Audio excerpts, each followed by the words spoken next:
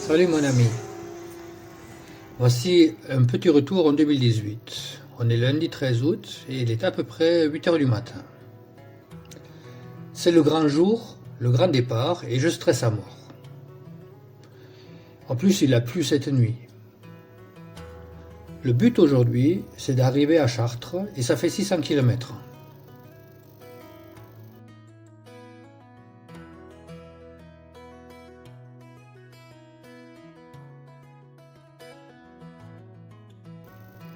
Malgré quelques soucis d'arrivée et d'essence en début d'étape, ça se fait dans la bonne humeur.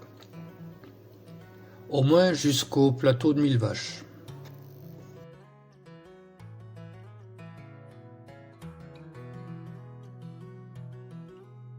C'est à partir d'Aubusson que ça se gâte. Tout est plat, tout est droit, tout est tout droit.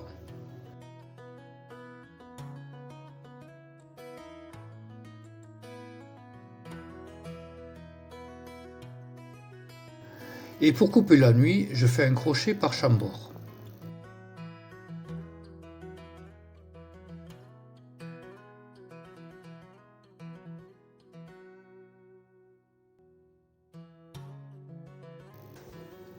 Arrivé au camping de Chartres, je monte mon campement primitif. Tu vois que c'est très rudimentaire et le but c'est de me faire gagner du temps quand je suis en itinérance. Manque d'expérience, je mets tout de même 1 heure pour monter le tout et autant le lendemain pour repartir.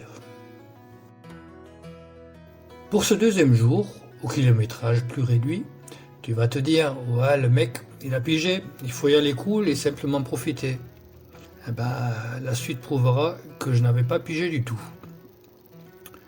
Mais d'abord, une petite anecdote qui m'est arrivée dans la petite ville d'Eyranne, dans la Somme. Je m'étais arrêté un quart d'heure et une dame âgée me demande quel est le joli drapeau attaché à mes bagages. Ça, c'est le drapeau occitan, madame. Oh, vous venez de loin. Ouais, 800 km. Ah, vous parlez tout de même bien le français. J'ai aussi eu l'occasion de tester les avantages du gros réservoir et de l'autonomie qui va avec. En passant par les petites routes, il n'y avait pas énormément de stations d'essence. Donc après 300 km, je me suis dit, ok, là on va s'arrêter bientôt et on va faire le plein. Finalement, en serrant les fesses, je suis arrivé à Calais, plus de 400 km, et j'ai pu faire le plein. À Calais, également, je fais ma première grosse connerie de ce voyage. Le soleil était encore haut, il faisait beau, et plutôt que de chercher un camping, je suis allé directement au port et j'ai changé ma réservation pour prendre le ferry le soir même. En attendant l'embarquement, j'ai pu discuter avec un Anglais qui était parti le matin même du côté de Bergerac quelque part, qui avait donc fait les presque 1000 km jusqu'à Calais dans la journée et qui m'annonçait qu'il allait le soir même encore remonter en Écosse. Un vrai barrior. Au débarquement de Douvres, je n'avais évidemment aucun plan. J'avais pas une livre en poche, donc la première chose c'était de trouver un distributeur. Par contre pour la navigation c'était l'Akata. J'avais bien imprimé les fiches Google, mais premièrement c'est pas très utile parce que trop détaillé. Et deuxièmement, en roulant à gauche pendant la nuit, lire encore les fiches, c'était impossible. Donc je roulais comme ça pendant 2 heures.